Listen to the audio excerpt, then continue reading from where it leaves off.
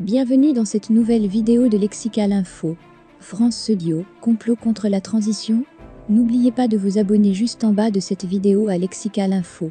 Alors que les autorités de transition ont informé par écrit la Studio de l'incapacité de tenir les élections législatives et présidentielles au délai initialement prévu, l'organisation sous-régionale, au cours de sa 3e session extraordinaire tenue le 06 novembre courant à Accra, a toutefois imposé une interdiction de voyager et un gel des avoirs financiers à la junte, au gouvernement, au CNT, à leurs familles, ainsi que des groupes identifiés.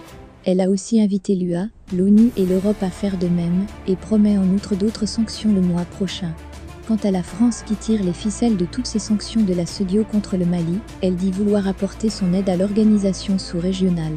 Au vu des recommandations prises, il y a plus de peur que de mal, mais la question qui est sur toutes les lèvres est la suivante.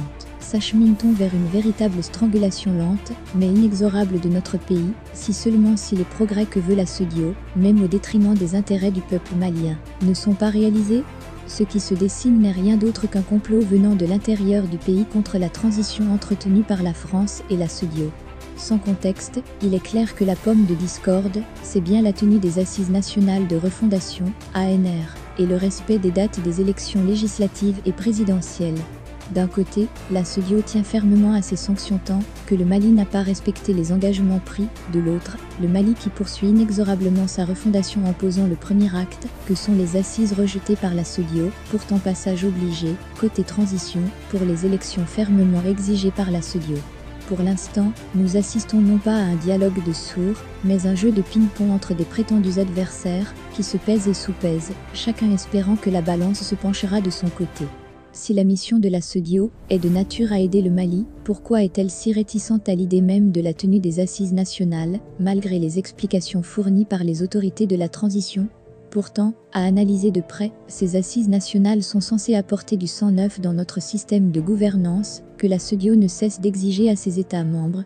Et pour cause, la Studio dit exiger la bonne gouvernance, ces assises nationales sont le levier pour y parvenir. La Studio exige la tenue d'élections paisibles et sujettes à moins de contestation, ces assises nationales tracent le chemin pour y parvenir.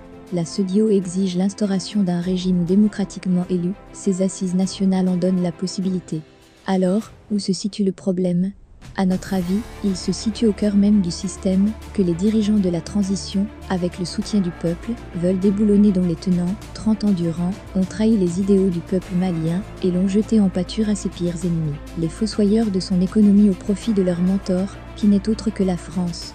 La Studio doit comprendre que la nouvelle mentalité que nourrissent les Maliens depuis les moments chauds de la lutte contre le régime d'Ibk et depuis le mois de juin dernier, avec l'arrivée du colonel Assimi au pouvoir, est que les élections ne doivent plus être une question de personnes, et lorsque les électeurs votent, ils ne cherchent ni un mari, ni un ami, ni un papa ou une maman.